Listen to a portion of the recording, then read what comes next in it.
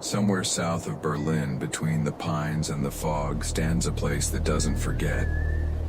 Beelitz-Heilstätten. More than 100 buildings, miles of corridors, and not a single one truly empty. They say the forest grows thicker here because it feeds on what was left behind. It began as a dream. 1898.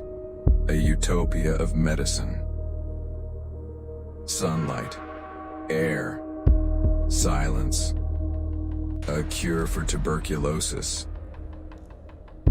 Doctors believed they could trap death inside white walls and tiled halls. But Beelitz had other plans. Patients whispered that at night someone walked the balconies, coughing softly, even after they died. Nurses would find beds warm where no one had slept. Mirrors fogged from a breath that wasn't there. The chief physician called it imagination. The staff called it die Atemlosen, the breathless ones. Then came 1914, a world tearing itself apart. Beelitz filled with uniforms, screams, and the smell of iron and ether. One of the wounded, a young Austrian corporal, a bullet through the leg. Just rest now. His name, Adolf Hitler. Keep an eye He on wrote the years drip later rate. that he'd seen a vision here. Some say it was morphine. Others, something older, darker, that whispered to him through fever dreams. Maybe the forest chose him. Maybe Beelitz did. The war ended, but Beelitz kept breathing. It treated shell-shocked veterans, orphans of the empire, and the broken minds of those who survived. Patients spoke of voices in the vents, calling their names from other rooms. In 1930, a nurse named Lotte vanished. Why can't I leave? Her shift record ended at 2:13 a.m. They found her shoes neatly placed by the hydrobath. The water was still warm. No body. Only condensation on the tiles forming the shape of two handprints. From the inside. The corridor light burned out that same night and never worked again. When the next war came, Beelitz became something else. No longer a sanatorium, a laboratory. Patients arrived healthy and never left. Experiment notes spoke of temperature resistance, nerve mapping, oxygen deprivation. Deliver us from evil. One surviving nurse later said, "The screams were softer than prayers." In 1945, the Red Army entered. They found jars, numbered photographs, and something preserved in formalin. Still moving when light hit the glass. The Soviets sealed those rooms. Where did he go? They called it superstition. Locals called it justice. For half a century, Beelitz became a closed Soviet medical town. Generals lived with their families. Children cycled past the morgue without knowing what slept beneath. But accidents happened.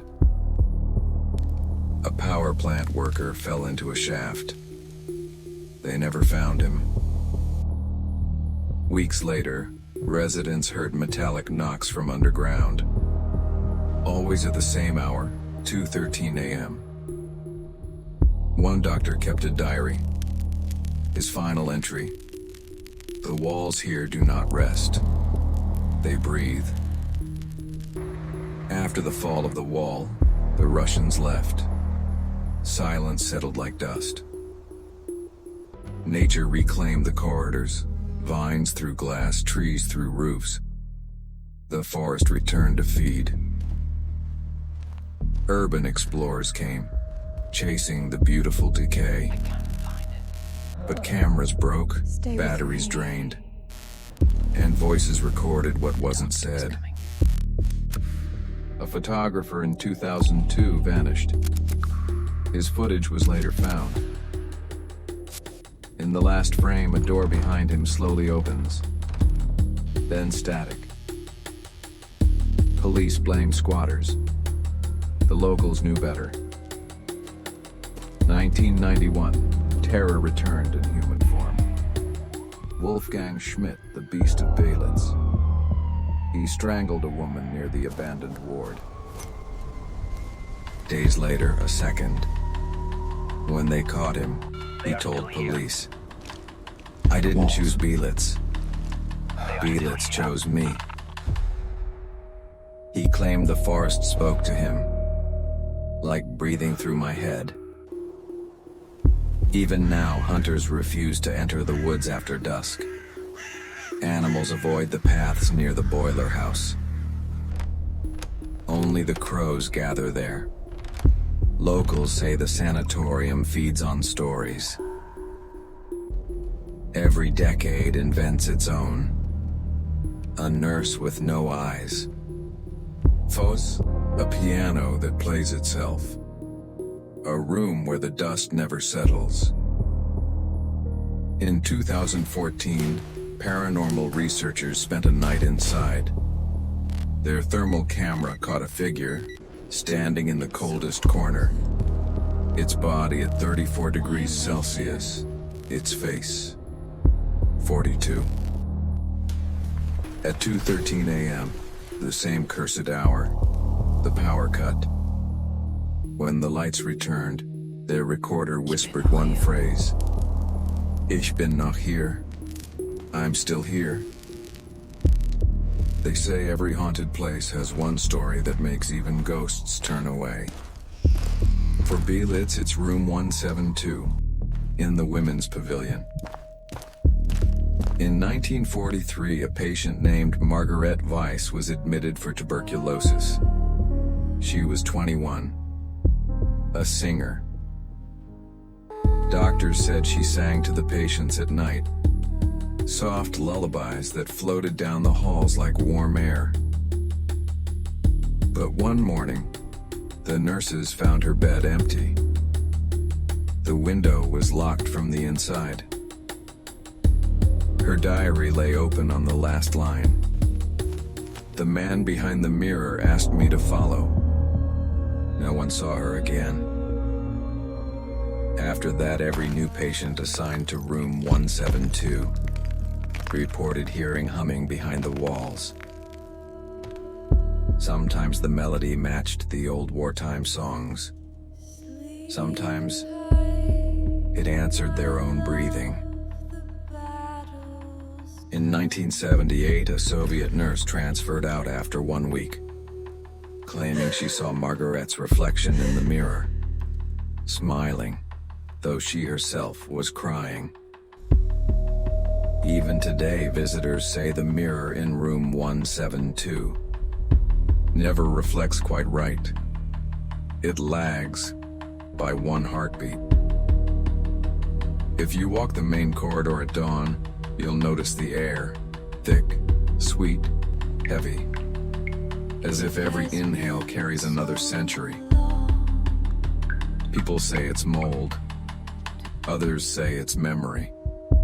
Maybe that's what Beelitz truly is, a body of its own. The bricks are bones. The vines, veins. The wind, its breath. And the whispers, those are its dreams.